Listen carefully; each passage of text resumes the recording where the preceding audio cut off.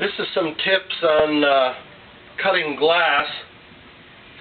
I've taught a lot of students stained glass classes, and one of the big questions that comes up is, how do you know that your glass cutter is sharp, and how do you know when you're pressing down too hard or not hard enough? So a couple things I'm going to bring to light on that.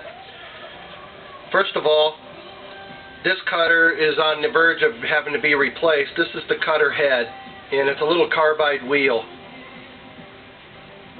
And this little wheel here, I'll be right back.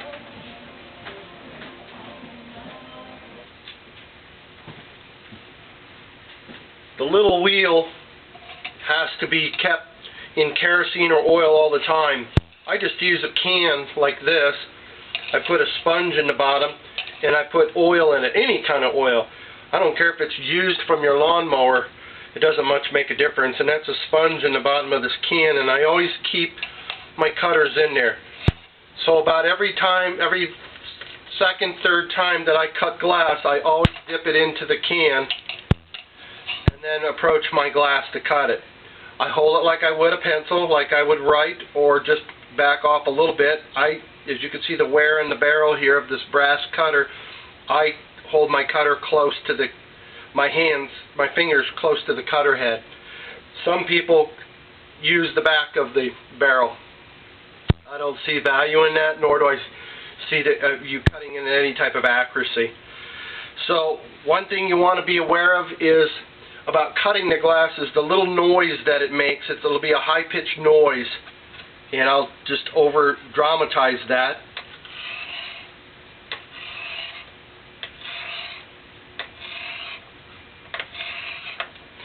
It's not absolutely critical that you hear that noise, although it is a noise that many glass artists are familiar with in knowing that they've pressed down hard enough.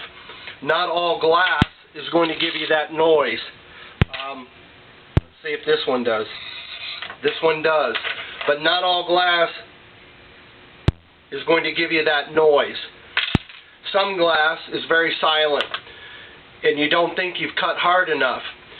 And when you try to retrace your cutting line, it doesn't work. The glass generally has a mind of its own and goes where it wants to. That's because glass picks the path of least resistance. You can never go over your same prior cut and expect it to break like this. Now, when I look at my glass from the side, I can tell that it's cut really well. You can't see this on this video, but if you look along the edge, you'll see tiny little scallops.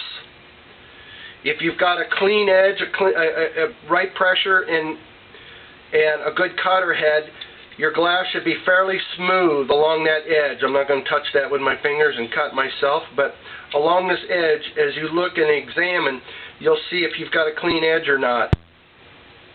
This one's really clean. You can't see any scallops. I'll push this aside. When you press too hard, and I call it white knuckling, you'll see the fingers. It's as though you're going like this. I'm over-dramatizing, but it's as though you're doing this. And you press down too hard, now you can really see the scalloped edge. It is absolutely evident. This looks like it was cut out with pinking shears. It is so torn up along these edges. Many times as I watch people press too hard, many times the glass does not even cooperate. That was not a really good break. It didn't go clean out to the end. There's all kinds of trauma going on this texture of this glass with all these little shards that just popped off and all the scalloped edges. Two things: either I press down too hard, or my cutter is not very sharp, or both, a combination of both. So I'm going to go back,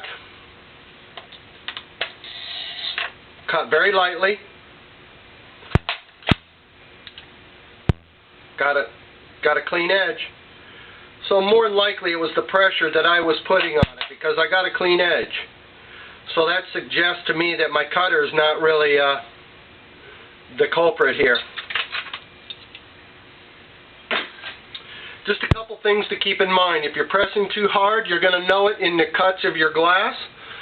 And if your cutter is dull, you're also going to see that show up in the cuts of your glass. So two things to keep in mind is the pressure, the amount of pressure you're trying to apply to your cutter, and whether your cutter head is sharp or not, or dull. And this head here, this is a Toyo CT10 head.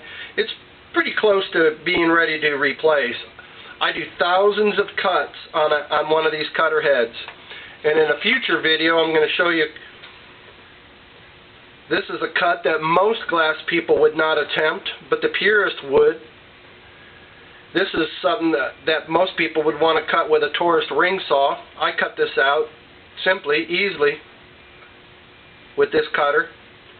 And it's clear. I don't know if I'm being able to show it. If I keep moving it around, you'll see by reflection. But that's a pretty difficult cut.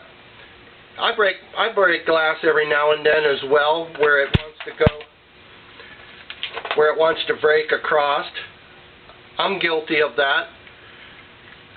But when you know how to use the corners of your pliers, you'll learn how to make these type of cuts easily and effortlessly.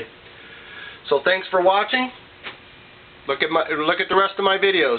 Thank you.